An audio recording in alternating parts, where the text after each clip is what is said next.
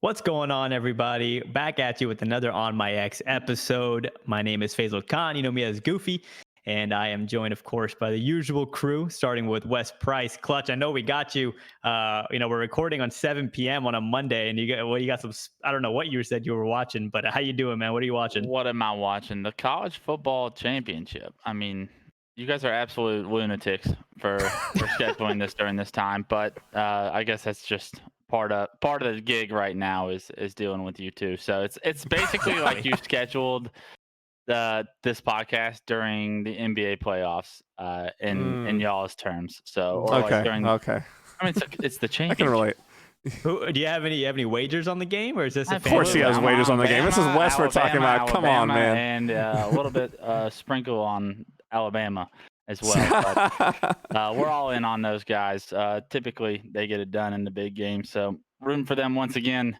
But it's been a good week. The Ravens won, and It's a big with win. that, Big win yeah, for you. very big win. They beat the Titans. Hate the Titans from Tennessee. A lot of my friends are Tennessee fans. So finally, I've been running my mouth for about 24 hours I was gonna straight, say, what's and that like when you're playing against your friends? they got it It's about 8 more months of this coming until the next season starts. So they better buckle in because I love to talk smack, and now I have some ammo. so You there's like no to like talk mixed smack? I feelings would've at never all. known Oh, that. I know, right? Wes talking fast. So there's like no mixed feelings for you at all, Wes. Like you don't feel at all for like Tennessee teams and stuff like that. Haven't been from there. No, absolutely. I mean, No love not lost. the Titans. No, not the Titans. I have no bloodline with the Titans. I hope they lose by 100 in their next 16 games. Woof. All right. There's like a rivalry going on. Not to get too much into football talk, but there's like a rivalry that the Titans have kind of started ever since they beat the Ravens last year. And they've been talking smack, running their mouths, like stepping on the logo when they went to Baltimore this year. So it was only right that we served some justice in the playoffs, knocked them out, stomped their logo after a nice pick to end the game. And now they get to enjoy next Sunday and Saturday with me on the couch at home. Or There you Cancun. go. Well, I There got you go. depending on Well, where they as go. you could tell, Wes had a busy week filled with all of his fantasy and wager. Well, not fantasy, your wagers and your sports events. So now I'm gonna go over to my man Hunter JJX. Justin Joseph, how you doing, man? How was your week? Oh, it was good, man. Last week was it was a super crazy busy week for me. I was in multiple video shoots for music stuff. Did a music video. Did a couple live stream music events over the weekend. Also, Sunday was my anniversary, so my wife and I have been together, married for 6 years. So we got to celebrate that on Sunday. I was able That's to awesome. find like one of two restaurants in this whole town that was like open for like dine in, and they basically snuck us into like this like wine cellar where it was literally just us there at the table having a little romantic anniversary dinner. So solid weekend overall. Took the weekend off from streaming completely because I was so busy, and so got back on that grind today. But also too on Saturday, I went down to San Diego to hang out with some buddies, and I actually ran into our special guest here on Oh, Saturday, and I was like, you should come on my X. So yeah, it's my pleasure obviously to introduce the guest for this week, the legend himself. It's Sean. It's Dersky. How we doing, baby? yo. You're muted. Mike muted. Already joking. I'm No, like, no dude, shocker. I Already was joking. so ready. It was awesome weekend. Seeing you, Justin, and just kicking it. And it's because it's been so long. It's been since what, like February? DreamHack Anaheim. Was the Yeah. last time we kicked it. Yeah. So it was good. Great Mexican food with some of your homies. Like I appreciate you introducing me to them, and just some good times, good vibes. Saw the Bucks game with you. The Bucks beat Yeah. the Washington football team. So it was good, man. It was a good time seeing you. Solid Saturday. So most people don't know this, but you're actually not in Seattle anymore. So why don't you fill us in on what you've been up to, where you're at now? Yeah, so I last year I think we can all agree was one of the craziest years of our lives, 2020. For me, I just relocated from Seattle to San Diego last month. And some of it was to do with obviously just kind of being inside for that long in the same place in the same environment. It was a smaller apartment, and in Seattle, if you're familiar with the area, it gets like gray and rainy and cloudy like the majority of the year. So I really wanted a bit of change, and so last year as we are going towards the back half of it and the back end of it, I was like, you know what, I want to relocate. We're able to work remotely right now, and so going to San Diego was just like a temporarily a temporary move for me just to get out of Seattle and then obviously continue working on Halo, but just put myself in a different environment. Very cool. Well, welcome to the show, man. Obviously, big congrats to you and the team for everything you guys did with MCC PC last year. I'm going to go ahead and throw it to Faisal, and we'll get started. What question you got for Sean, Faisal, to get things started? Yeah, man. Sean Swidersk on the show, man. Thank you so much for coming on. And yeah, man, just kind of piggybacking off of what Justin was saying. We were talking a little bit offline, and I mean, Cali life to me just has a different kind of. It has a different vibe, right? And now, obviously, being Halo players and tournaments that we've attended over the course of a decade now, we've been to Cali a bunch of times. And every time I go there, I kind of envy the people that live there in a good way. I'm like, man, like it's good weather, good people, good food. So definitely happy that you kind of are taking, for lack of a better way to put it, like advantage of the situation. Obviously working remotely, you're able to pursue those kinds of avenues right now. So that's awesome. But I wanted to kind of quickly get into specifics with working remotely. How has that been in terms of your role?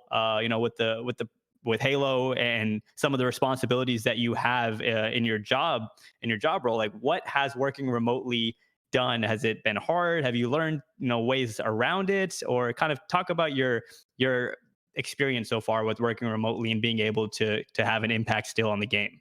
Absolutely. Like it's been, and I'll fill it in a little bit. And I think Wes at some point can kind of see some of the differences from what he sees from his perspective working on the Infinite team. But being on the publishing team, for me, we, mainly work with studios that are external to our studio. So like, for an example, leading into Halo Reach, we were working with the team out of London.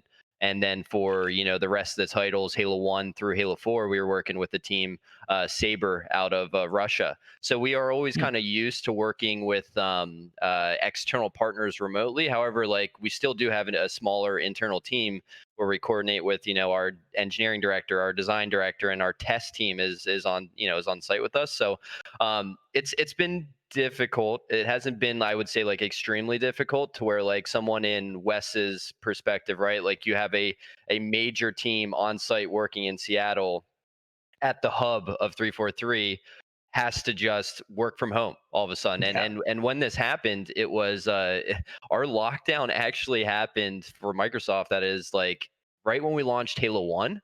So literally like we launched Halo 1, I think around it was 10 a.m. in March last year. I forget the date off the top of my head, but by 5 p.m. that day, we had mails coming out saying like, "Hey, please, like, not evacuate, but like, just go home." You know what I mean, from the Hmm. office Dang. and take the things that you need with you. And so, like, for us, we had just launched a game. Luckily, H1 was like a pretty steady and sturdy launch for us. That like we had to really kind of think. And I was like, I saw my like 240 monitor. I'm like that work provided me. I'm like, I'm gonna need that.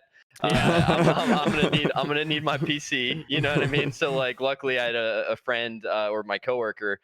We just kind of all piled things in his SUV and left. But it's been not extremely difficult. But I think the Hmm. tough thing is just for some context here of working in games. Like the demographic of people I work with is all over the place. So I would say the majority of the people on my team are, they are, male.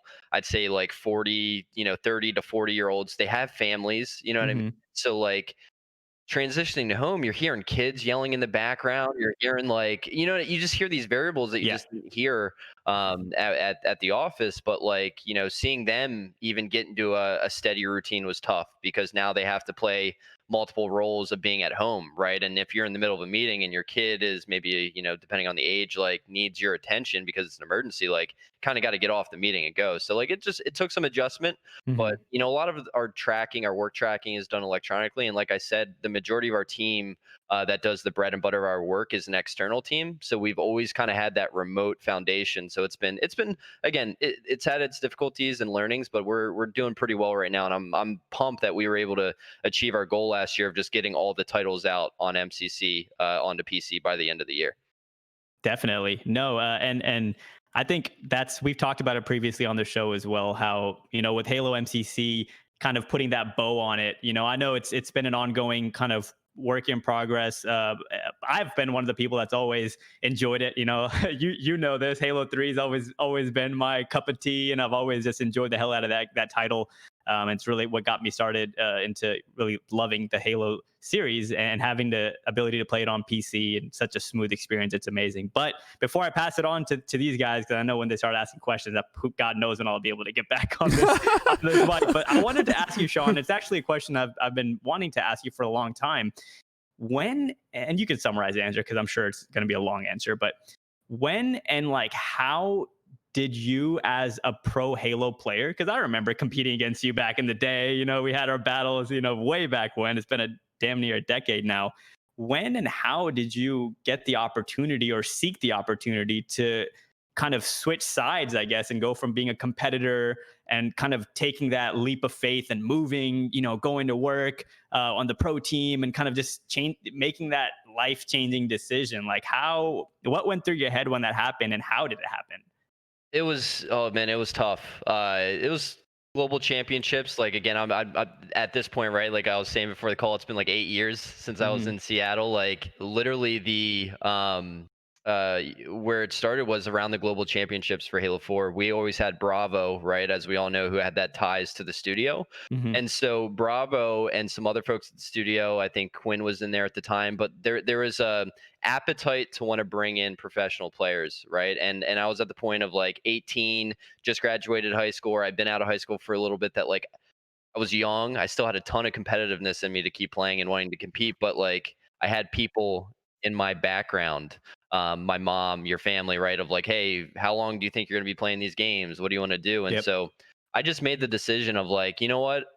I'm at the point where, you know, I could keep playing for definitely a long time, but I can also get into something that may be able to, you know, have a bit more sustainment with my career in regards to like what I want to do. And the thing that really pushed me was I want to give back, right? Like I think we can all tell when we were all younger and we picked up Halo, it kept us out of doing things that we didn't want to, you know what I mean, that we might have gotten in trouble doing, right? Or hanging out with the wrong crowds or the wrong people. And sort of what motivated me was like, I want to give that back in any way, shape, or form, even if it's not for competitive gaming. If it's people who want to get into like designing games, if I help work on a product that inspires somebody to do something else, that's my goals, you know, or that's my motivation, I should say. And so that's kind of where it all started. And then like the leap across the country, luckily neighbor Mason Cobb lived in Washington, and to speak on behalf of myself and Ghost, who at the time was also, you know, moving across the country and going What a through what I crew. had. I know, right? Right? Like we were just like, dude, where are we gonna live? Because Seattle's expensive, man. Yeah, oh, Like hell yeah. it's not cheap. And you know, we were living like, you know, I know Eric was up at Penn State and I was with my mom and dad, but it was just like, luckily Mason was there to where we could move into his house, you know, and be able to have a place to stay and a place to live. Like, dude, I lived on an air mattress for a while. And then like, just to kind of like, you know, you look back to MLG events, right? Of like, I only had so much to like Oh yeah. sleep at an event, that like, there's some similarities there that like when I first got to Seattle, it was like a very light move for me, and then got a bed and just a dresser and all these things, right? Just come together. But it was a tough decision. But as I just went, you know, through summarizing, like my motivation was giving back, and I really wanted to give back. And I could have done that playing competitively, right? Of like potentially being a person that like, oh, I want to be like, you know, Dersky, or he's my favorite player or whatever. But for me, it was like, I want to help impact the game that might have more eyes on it than potentially the competitive scene, so to speak. You made a very adult decision at 18. So props to you for that. It wasn't easy, man. I think we've all had some decisions, right, in our lives where Yeah. it's just like, this is just not easy to make. Yeah, and that's for me. That's relatable too. Personally, everyone's experience is different. Growing up in the era we did, kind of being on that competitive gaming wave. Nowadays, it's so mainstream, and it's almost like, oh, like you know, I can imagine like parents almost, you know, getting excited if their kids get at a game. Whereas for me specifically, like growing up in the household that I was, I had like really I mean, amazing parents, but strict parents, and like, you know, they always were concerned about like, oh, you know, you're going to across the country to compete in a game, you know. And you remember my brother used to always chaperone me, and I would always, I was like, you know, really young, getting involved in this stuff, so I always had that in the back of my head too throughout my competitive upcoming, or my competitive like journey, I guess, is, you know, how long am I going to be doing this? And should I look for, you know, that's why I always like really emphasize my studies in school. Like I went to, throughout high school, throughout college, I was always really focus like, okay, this is my plan A. And then if everything, I would love to be, gaming full time, but back when we were coming up, it wasn't as sustainable, like you said, or stable, I guess. So aside from your main point being wanting to give back and helping the community, I definitely can relate to the other side of your reasoning. So yeah, that's interesting. I've always wanted to hear that story from you. Dude, this is like before team houses and orgs and all Yeah. this stuff. Honestly, I'll tell you right now, I might have made a different decision if I was a bit more If you had like a salary or something, if an org was like, you saw when like the last time I competed was on like the 360 era. Like I didn't even ever compete on the Xbox One era. And like to see team orgs coming about and then like team houses and all this kind of stuff, like I may have had a different decision if that stuff was a bit more further along with Halo. But again, I don't really live with regrets, so I'm Totally pumped. I'm stoked with what I'm doing now. But it's as we can all see, right? Like time has changed a lot since we last played and competed in those early days. Yeah, damn, you would have been on freaking Sentinels. You would have been Maybe, I know that was your crowd, like that was your crew. Yeah, but, that was the squad. But yeah, who knows what could have been. And like you said, at the end of the day, no hindsight here. It's all like looking forward and having no regrets. I completely agree with that mindset. But it is interesting to think about, now that we've seen the evolution of the gaming industry. And who knows what it's gonna look like in another 5 years. And don't get it twisted, Sean can still throw it out in the sticks. So shoot, we got matchmaking after this. Yeah, we are. We got the squad up because he can still lay it down. So go ahead, Wes. I know you got some stuff for him. I'm not convinced on that statement. I've seen Sean. I guess we talked about a little bit your career recently and whatnot. Want to take it back a step, come back in time with me, Swin Dersky. When you were a little pup in the scene and you were on the come up, because I think a lot of people that watch this really have aspirations potentially to go pro, to compete at a high level, and your road is probably more common seen throughout the Halo scene. Like I remember back in the day when you were just a little runt in matchmaking and you were running your chops and you had like the mic and you were always running your mouth after games that you would win. And it was always like this Dersky kid runs his mouth. He's good online, but he's not good at events.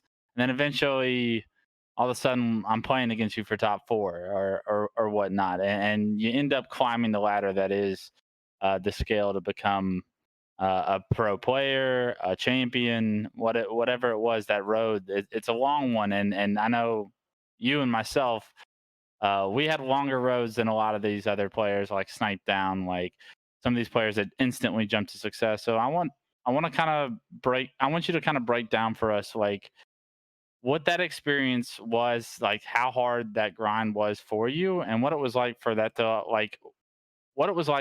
to pay off eventually, as well as like, was there ever a clear moment where you went from either being top 24, top 16, and all of a sudden you're playing Believe the Hype for top 4 or something like that? Like, what was the tournament, the moment that you were like, no, I'm as good as these guys, I can win one of these things?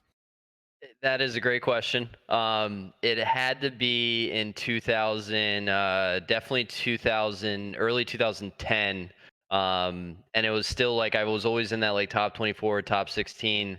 And what it really came down to was when you're in that group, right? I'll describe it as a group. You really find the ones or the other players that you can really click with, and you also know they have similar motivations of like wanting to be the best and like eliminating the BS. And so I think it really came down to just like identifying that other group, because unless you have an to a top 16 or a top 12 or a top 8 team in regards to like a friend or somebody who's really good that you always play with, like there's some common sense in gaming, such as like networking, that can go so far for you. There's some really awesome similarities there. But for me, it was I was within a group of this, to kind of top 16 group. And right when I got on Heaven and Earth in 2010 was when I felt the big kind of change that I'm in the top 8. Somebody like Strong Side, you know what I mean, and Captain Anarchy and Cypher at the time, reaching out to me and being like, hey, we want to run games with you. And that's when I was just like, whoa.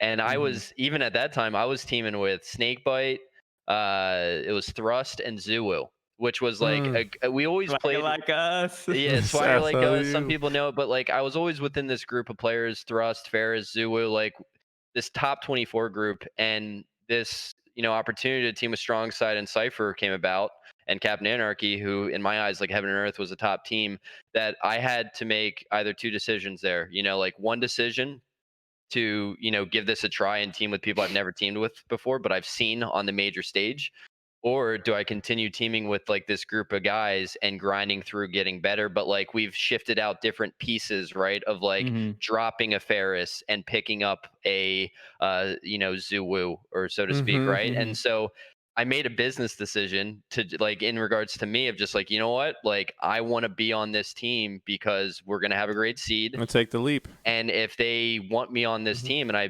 make the cut, like this is a huge opportunity for me. And Mhm. so that was one of those things where I really felt, to your point, Wes, that change was when that offer came to be, and like how motivated and how much I was just like, yes, I want to do this, because it felt like that's what's going to separate me and get me into the top. To be honest with you, you never know the future in some of these decisions, right? And that's kind of the tough part. Was these guys were some of my best friends. I remember, and Wes, we ended up teaming with Snakebite, but like I literally got offered this like when we were like practicing with a few of us at my parents' place. Snakebite was there, and I think Oh my Zuo, gosh. and I had to like pretty much like get back to them at some point, and also be somewhat intentional with my teammates. But Mm-hmm. like that was when they're here at my house. Like try having Yo, that. how Try did that having. go? Oh, it didn't go good at all. You know what I mean? You're literally just like, it's so tough, you know what I mean? And you never know when these things are going to come up, that Yeah. you have your teammates looking at you of like, well, Snakebite, if you would have got that offer, would you have taken it? Who knows? You know what I mean? A lot of people in the present can say, no, I would have stayed with my friends. I would have not teamed with them. But like, you don't know, Come on. right? Yeah. You go back Yeah. to there's some, I don't know how deep and all the truths or the lies here, but you go back to what was it? The like final boss picking up Neighbor. I know they wanted Elamite at the Yep. time back in the day. There's this Mhm. stuff that like, I don't know, would Elamite have said yes if he didn't say no and want to keep teaming with Straight? So like, there's some hard decisions that Mm-hmm. you have to make sometimes, but that was the one, Wes, where it really felt like it got me to that next level. To even, I think, what Goofy like Faisal, what you would get at is like, if there was another year of H3, I think for kind of all of us, like Wes, another year of H3, right? Like I think we would have just gotten that much closer to being like higher up in the ranks, so to speak, right? Like, because we're developing and maturing as players. Even yourself being a national champion at that time, like you're still gonna hopefully continue getting better. MLGs, throwing tournaments, and all this stuff. So I think that was the groundbreaking moment, was the when I got on Heaven and Earth in Halo 3, and that solidified me to again kind of be within the network of players, and then also team me up for Halo Reach and and the successes that came in Reach. Yeah, it's all like social, not social, but it's a lot of circles, right? And then it's hard to break into that next circle once you get there and you're in that network. Now all of a sudden, it's like all of a sudden the doors are swung open and you have so many more offers to you, so many more opportunities, right? Whereas before you felt kind of like, hey, I got to really just continue to grind with my friends and whatnot. And like both, it's a hard decision, but sometimes like a leap like that, like a strong side is knocking on your door. At that time, it's kind of hard to say no, right? Like It's just, yeah, it's like some of we all saw him back in the day playing H2. You know what I mean? Mhm. Mm-hmm. Like guitar playing. You know what I mean? The guns blazing. Like you're like, dude, this like seems like one of the coolest guys in the world, No, man. he Like, really is. He really yeah. is. And to be honest, like I think in ways that we might not even really be able to quantify, I think coming up in that kind of environment and having to make these kinds of decisions, and like having a team in this instance, literally like a team, whereas in like like a corporate setting it could be like your project team or whatever, but having a team and then like getting an offer for something that could be a risk but could help you, and like being able to communicate that to your teammates, and like changing sides almost, it's like it teaches you these skills almost, and I've always kind of been an advocate for that with whenever, even it comes to like real life job interviews and stuff like that. And I'm like, because I promote that about myself, and even like corporate America, like on my resume, it literally says about my gaming stuff and how all the different experiences I got from it. And I think that's also why, like, a big reason, if I was a viewer or listener of this specific episode, I'll be really interested to hear, Sean, what you have to say, because you've kind of done both sides of that, right? You've done the competitive pro gaming side, and now you're having success on the quote unquote desk side of things in esports. So yeah, man, I just want to throw that little tidbit in there that I think kind of dealing with those scenarios, yours was really specific because you had them at your damn house. Like you guys were up in it together. You're like, hey, so I kind of got an offer. So it's a little bit different in that regard. But even still, I think it taught us, even if we don't realize it, it taught us a lot of good skills that apply to the real world. Absolutely. Very cool. Yeah, well, my question for you is it's the same question I ask every single guest that comes on. It's a fun one because we gotta keep things fun, right? So, why don't you share with us? Tell us in your mind, the most memorable or outrageous, maybe funny or whatever behind the scenes LAN story. Oh my goodness. This should be good. Oh. Dude, this is such a tough one, and I'm gonna give you an answer, but it's gotta go back to probably like this was like an underground LAN, like in the New Jersey area. There's a one moment from Mr. P's that I'll use this other one, the New Jersey one instead, but like it was like my team was Relapse. It was me, Mazement. It's probably a name you guys haven't heard in a while. Mazement, Yeah. Ferris, and Nocturnal Colonel. Shout out, yeah, Henry. Shout out Henry. And so we're at this LAN with like North of 49, who came from Toronto. And then there's just like another Jersey team with like Obi on it. The one player from Halo 3, Obi. He was a guy who lived by me actually. But Jaren. Yeah. And we're at this LAN, and we are just like destroying North of 49, and they are below us. Right, like the way it was set up, it was like stairs, and there's a team playing on top and a team underneath, and so like it was just so funny because like we had somebody like Ferris, who's just a bigger guy and like super like pumped, brings a ton of energy. Like he was like stomping on the floor, like when we were just like getting him 4 dead, and it was just like one of those things, dude, where it's just like it must have felt so bad to be underneath the team that's beating you, and you just hear these, like, you know what I mean? Like when you get like a sick sniper, a sick double, like and you're just knocking the floor. It was, I think, by far one of the funniest moments, you know what I mean, from a LAN, just because again, you're in a series and you're like, really? Like this team not only am I getting like annoyed in game, but there's guys literally above me. And it's usually like across from you at tournaments or LANs, to where it's now like above you, that you're just hearing everything, like in regards to like a sick clip. So pissed off. Yeah, I know, right? That would probably be my one of my funniest moments from a LAN for sure. That's a good one. I like that. We got some time. You want to tell us the Mr. P one too while you're here? Yeah, Mr. P one. Wes, I don't know if Wes or Faisal, if you guys were at this LAN, but I don't think you were allowed to my LANs just yet. No, not the H3 LANs. I wasn't. But the Reach LAN. This was a Reach LAN before Dallas, the opener, and I was on Swagger Like Us with Thrust, Royal 2, and why am I blanking? Thrust, Royal 2, and Arcanum. Yep. Yeah. And we're playing Triggers Down, and we literally played a Zealot bomb game that was tied 2-2, and it went the full 30 minutes, and it's then next bomb wins. And this was in the playoff bracket of the tournament. So this is like obviously like the Sunday of the LAN, but we beat them in the overtime, right? And this whole series, Arcanum and Hysteria and B-Man and Arcanum were all just going after it. You know what I mean? And like Thrust was dropping in, just trash talk. You know what I mean? LAN trash talk. And literally we beat them on that Zell bomb game to advance. And Arcanum stands up and Thrust stands up, and it was just like, what?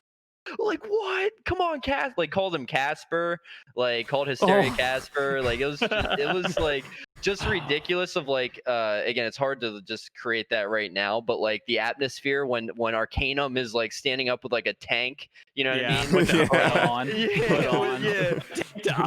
And just like, Jacob is ripped. He's a wall. He's a strong man. Yeah. He's a wall. Yeah. Exactly. And you just see like Hysteria and B-Man just like, so kind of like pissed. And the best part on top of that is that happens there at the LAN, and they're just like, the way they ended, it's like, you guys, you know what I mean? Like, you're not going to beat us at an event. Like, play us at Dallas. Like, and so we end up playing them Oh, Dallas no. 09 for top 8. Oh, no. And we beat them so bad on Zealot TS was the last game. I just remember it was Zealot TS. We beat It would them have like been 11. It would have been Dallas 11. Yeah. Dallas oh 09. yeah, sorry, not yet. Didn't beat TD in 09. Yeah, it wasn't beating TD in 09. Sorry, it was Dallas 11, and we were up like just by like 15 kills the whole Was game. it game 5? Game 5, and we're just the whole, because you're up so much at that point. It's like 43-28, and you're just like, what? I said you guys were gonna win all the way. And we're you got like Royal 2 with his little fro standing up. Like, let's go. You know? Little Royal 2 used to run his mouth too, so I'm not shocked that he was standing up too, because he used to get passionate. On Yeah, land, too. absolutely. He knew did one it of the most counted. absurd things I've ever seen after a win. That I What's can't. that?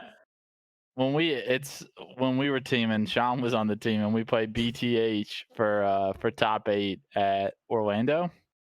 2011. It's game 5 Zealot. We don't stake them, but it was pretty close to a stake. We dominated them, absolutely tore them apart.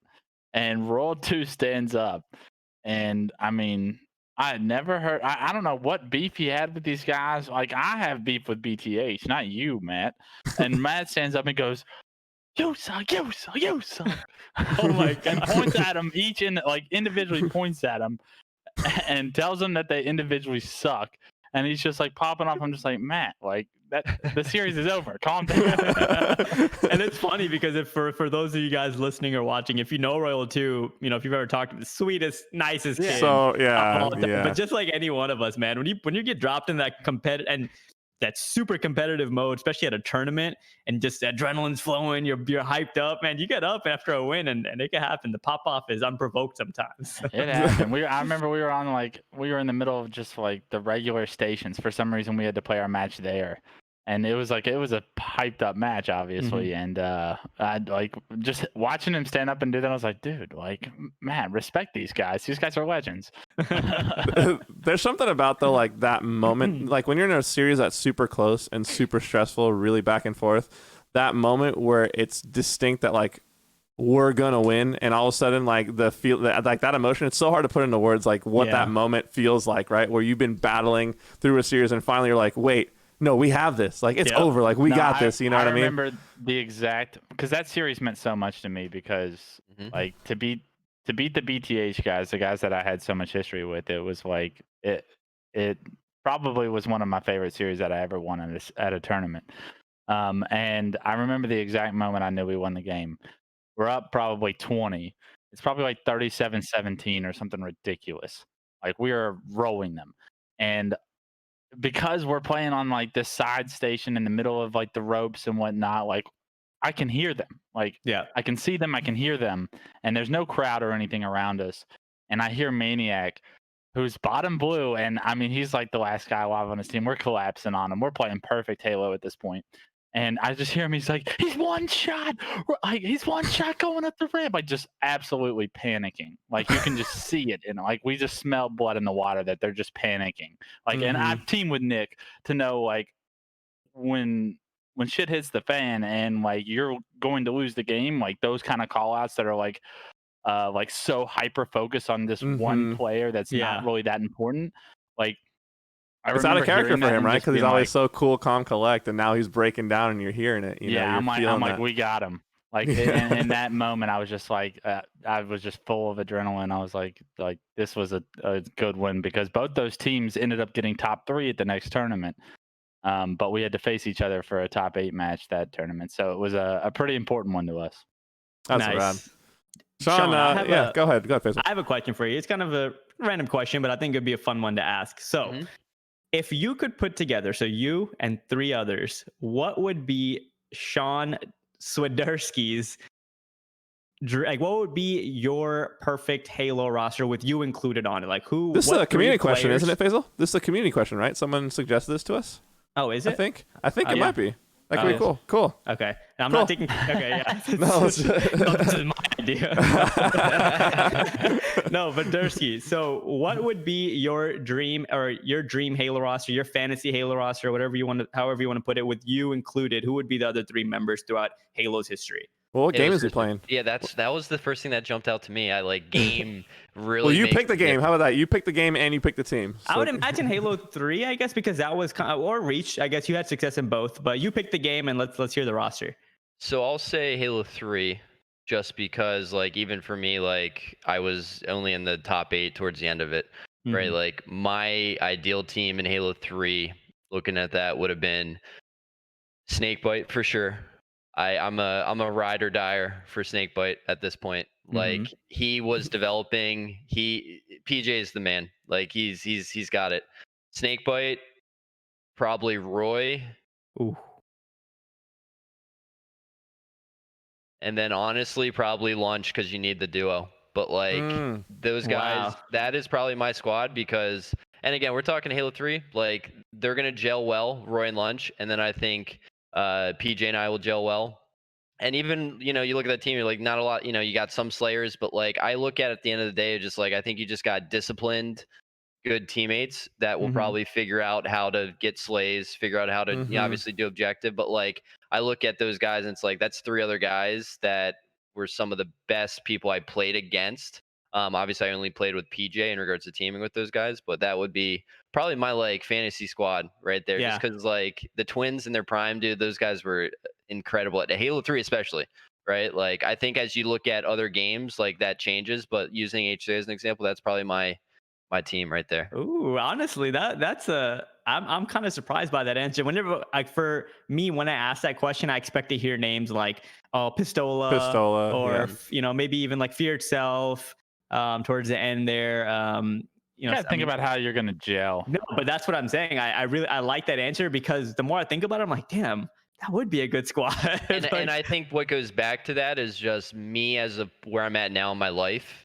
And if, again, that's the other part of the question, right? Like, where am I at? Like, which you can go back, and say, like, hey, this mentally, like right now, how would you construct it? Yeah. It would be that. And that's because of exactly what you said, the gel, right? Like, I think you got a good gel there where the brothers are going to be the brothers. And like PJ and I always, also got into it, but also realized like, hey, this is what we need to do to get the job done. And I feel like Lunch and Roy had a similar one. So that's the squad right there. Snakebite, Roy, and Lunchbox. And then do I got to drop a coach too? Yeah, I was literally you took the words out of my mouth. Who's standing behind y'all?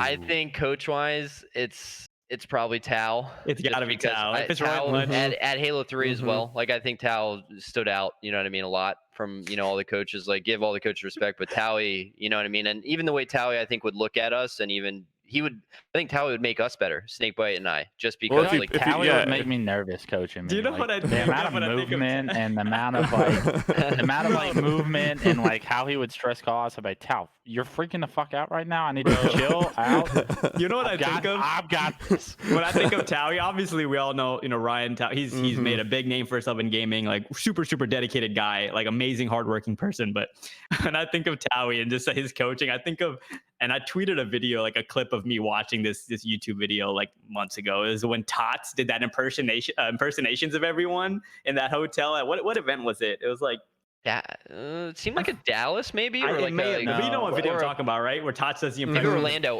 I think it was Orlando. It was Orlando. Yeah, I think you're right. And he gets to Towie and he's like, he just does his Towie impression, and Todd's like, sit the fuck down, Towie. Because like Towie comes around like high-fiving everyone, like just getting way too hyped up, and you hear like Todd's him like give his impersonation. I can't help but laugh whenever I think of that. But that Todd's impersonations video has got to be one of the funniest Halo content videos out there, man. We also got to think about the fact that if you picked up anybody else as your coach, Towie would probably murder them if you have Roy and Lunch on your team. So you kind of have to pick him up. I was thinking that too, but I think Towie as coach would be the fifth. There you go. That's a squadron right there. It's a team you don't want to look across the stage and be playing against those guys. That's for sure a good team.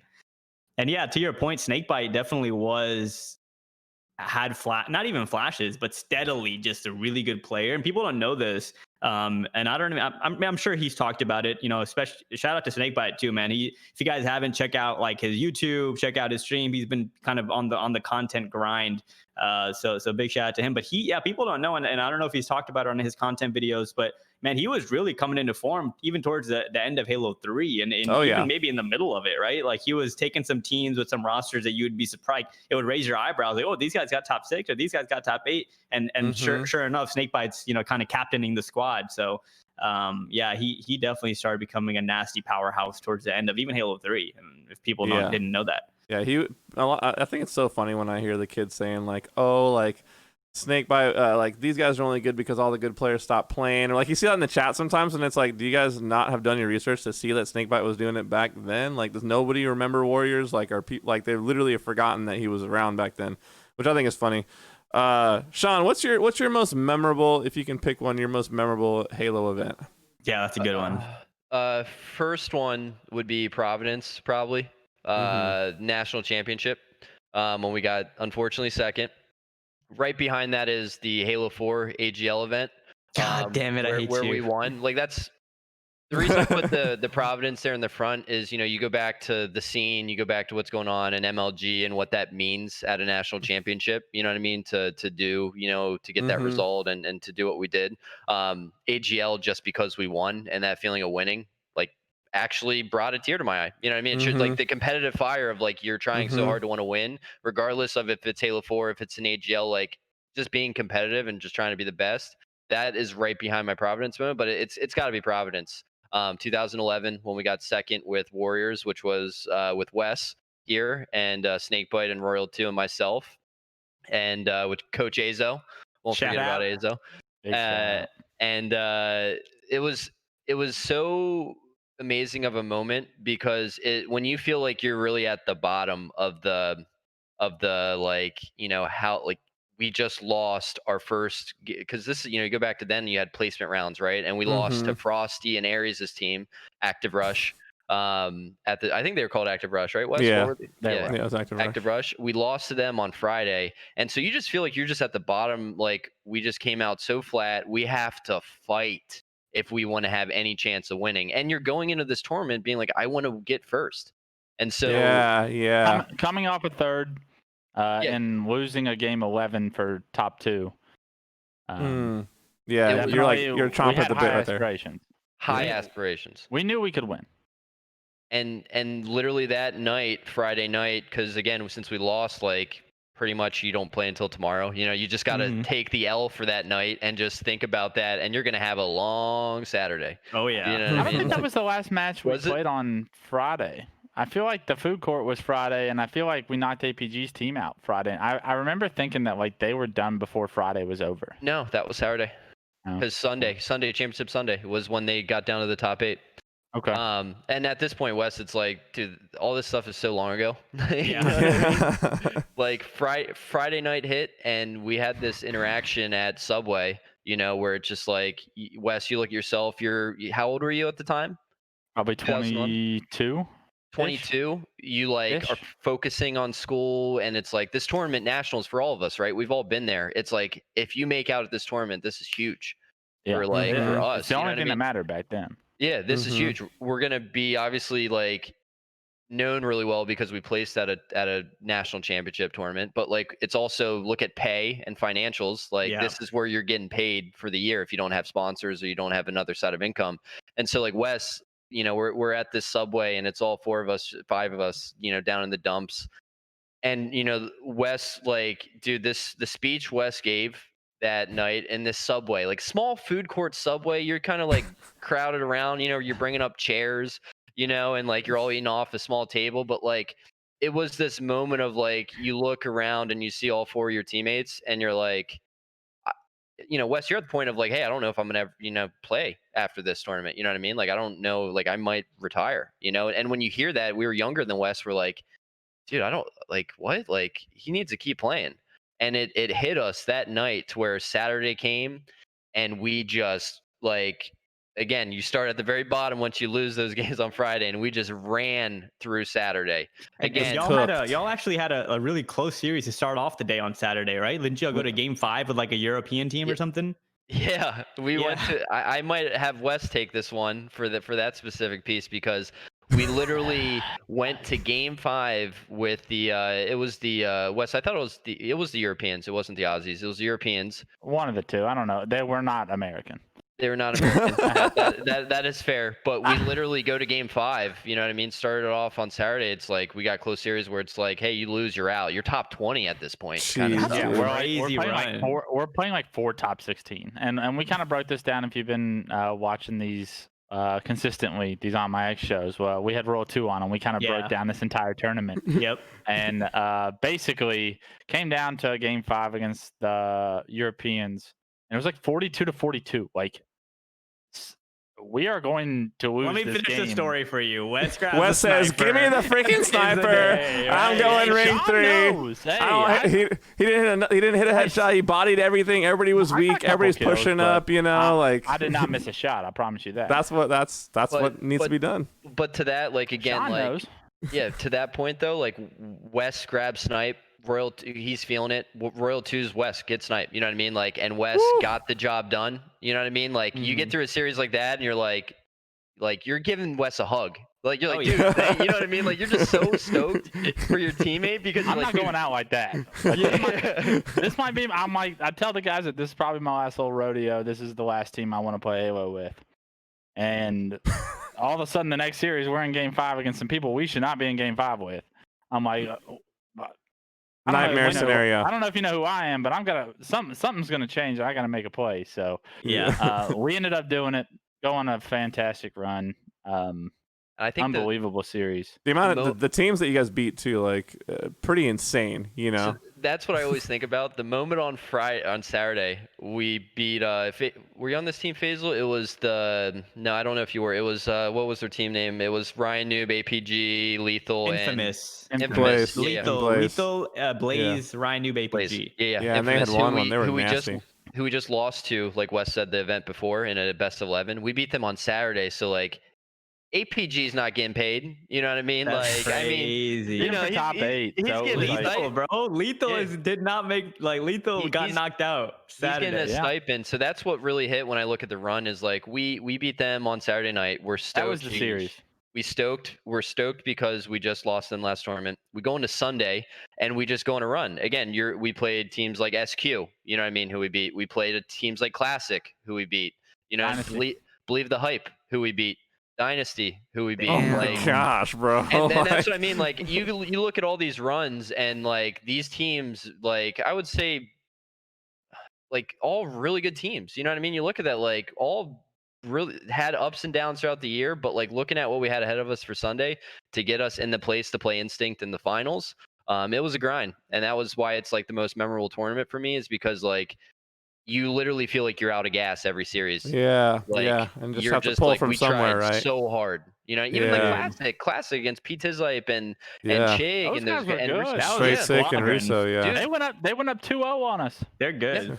And so like you again, And you once just again, feel- Daddy had to pick up sniping. Thank you so much. I literally just, let's end this episode. I'm done. Sean will tell you what happens in Game 5 against Classic.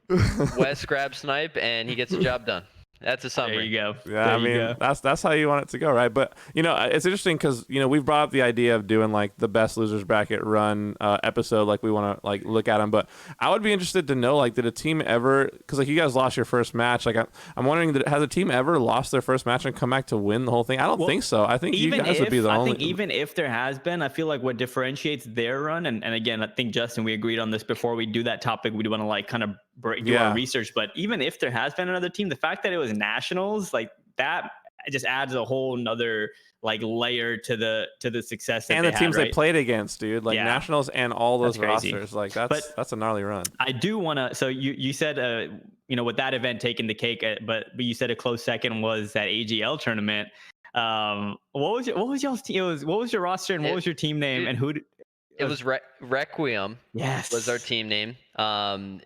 It was hopefully my audio quality is good. I'm getting like a warning sign there. It went away, but it was Requiem, Ninja, Ace, and Legit, and I. And this was again AGL 8, Halo 4. You know, if there's some people watching the show like and got into Halo 4 back then, this Faisal, like I think we could agree this is probably the most competitive H4 event. Like the twins were there, or no, Roy was there. I think like Mick Wynn had come back. Like there's people that were coming back. Granted, whether they're playing or not, like I looked at the field and I was like, there's a lot of good teams. And you look at the group, right? Like your team was by far one of the better, you know what I mean? Like teams. It was you, Nated, Lethal, and who was the other one? Ryan Noob.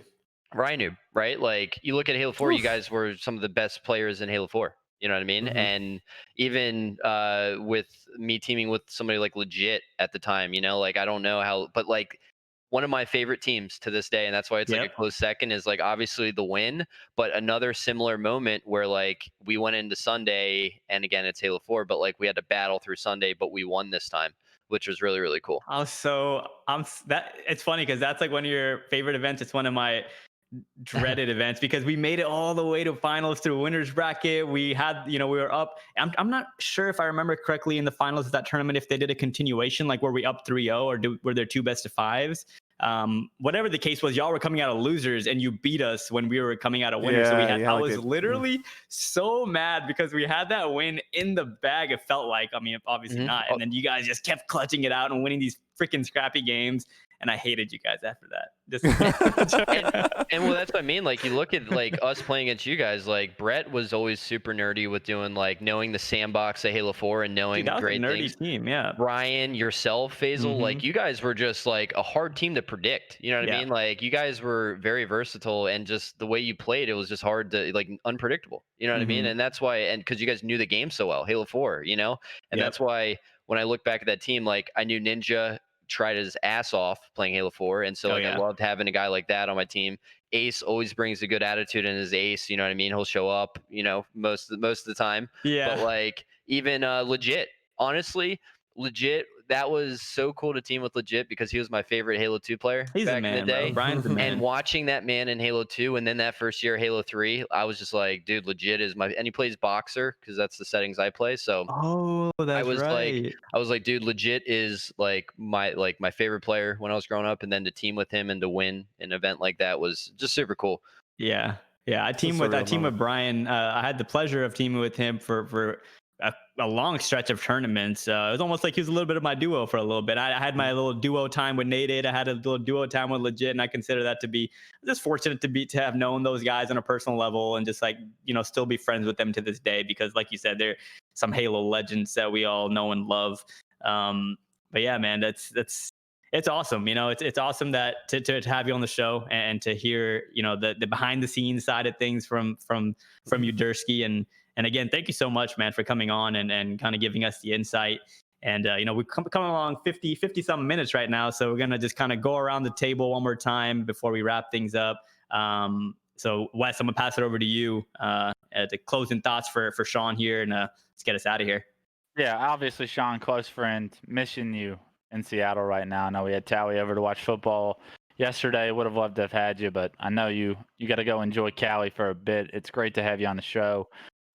Wish you nothing but success. I know you work hard, and everyone that works with you says only good things. So you're doing a lot right. It looks like I raised you well, and you were very rough when I first found you. So it's good to see you've kind of turned the corner and made something of yourself. It's mutual, man.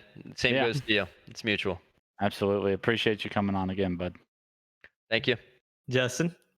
Yeah, Wes, you can keep on missing them because we got stuff to do at the beach and all these other places. So, the vibes. We got the Cali vibes, No, but for real, Sean, it was an absolute blast seeing you on Saturday. We've already been over that. Good vibes, and I'm sure we're going to do it many more times while you're here. And then thank you for being willing to jump on the show. Go ahead, Wes. Oh, no. I saw you doing this thing. So yeah, no, I got something before we close this episode out. I do have the most important question of the episode. Oh well, you're closing the episode out, so you can ask him then. Cool. Yeah. No. Thank you, Sean, for jumping on. We love what you've been doing for Halo. I got to thank you for all the work that you guys have done on MCC. Obviously, I mean it when I say I've never had more fun playing Halo 3 in my life. Like this version of Halo 3 on PC, unreal. It's amazing. Absolutely unreal. So, and I'm probably gonna hop on after this. So if you guys are trying to game, let's get it. But yeah, thank you again, bro. Absolutely. Yeah, and Sean, from my side of things, again, enjoy your time in Cali, man. I see your Instagram stories, and I'm like, this guy's living the good life. So keep it up, man, and keep killing it. Like Wes said, you have a knack for kind of bringing the best out of the group, and really, have a skill for achieving these great things. So from your pursuit and your career in professional gaming, like Wes said, you grinded. You didn't have that shotsy or snipe down kind of rise to the top. You really kind of put in the hours, put in the time, and earned. I mean, not to say those guys didn't, but you really kind of grinded to your way to the top in pro gaming, and then you switched over to the desk side of things with Halo, and now you're killing it. So keep doing your thing, man. And from everyone from the Halo community, thank you so much for working so hard on a game we all know and love. And before we get to your closing thoughts, I'm gonna pass it over to Wes so he can get you out of here. Yeah, absolutely. Sean, I'm sorry this question isn't for you, but I promised that I would ask one community question to one of the members on My X here tonight. I told him I would knock it out at the end of this episode. Justin, this question is for you. This is coming from a very renowned member of the community. His name's Frosty, if you have ever heard of him. He says, Wes, I wanted to ask if you could just ask this one question to Justin on the next podcast. And he said, what goes through your mind when you take the snipe away from me? Dude. I told him I'd ask. And in all honesty, I also responded with, honestly, Brad, I'd probably take your snipe. But I actually know that when I do it, it's a mistake and that it's not the right decision. Well, I could start with one sentence that would immediately justify it.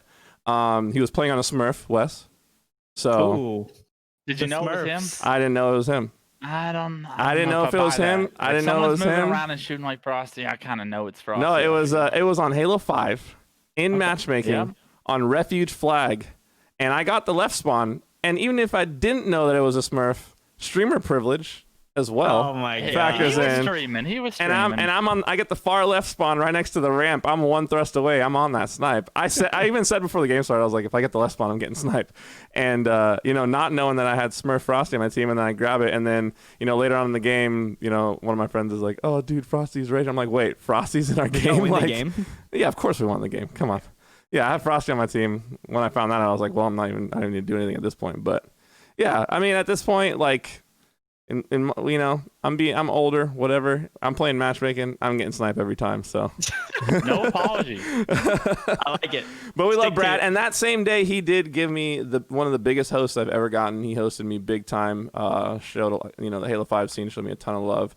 A lot of his viewers stayed over and hung out. So shout out to Brad, rad dude, love that guy, and love the community question, Wes. Yeah, absolutely. Before we close out episode 23, Sean, you want to leave the guys with anything? Yeah, absolutely. 24. Sorry. Absolutely. First and foremost, to you guys having me on the show today. Thank you. This has been awesome. I've been catching these episodes coming through the Twitter timelines and such, and they've been awesome. So keep grinding it, keep crushing it. Next, just for everybody watching, just the Halo community, for us this year for 2021, for MCC, we're still continuing to do sustainment.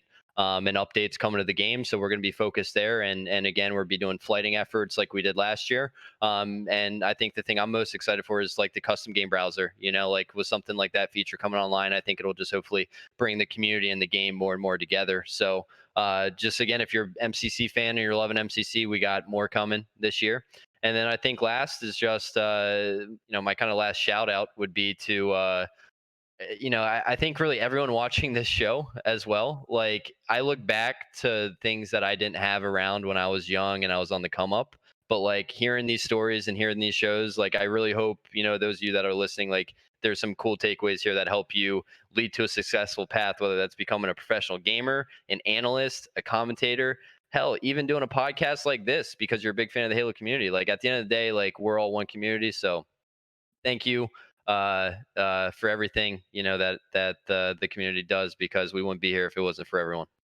Sean from Dersky, ladies and gentlemen, thank you once again, Sean, for joining us. We're going to close out episode 24. We're going to have all of our social media in the comments below or in the info below. Starting with Dersky, make sure if anything wrong, any glitches, any lag outs, anything happens on MCCU, make sure you tweet at him. He'll get it fixed immediately. I think that's how it works at least. We're going to wrap up episode 24 on my X. We're out of here. Peace.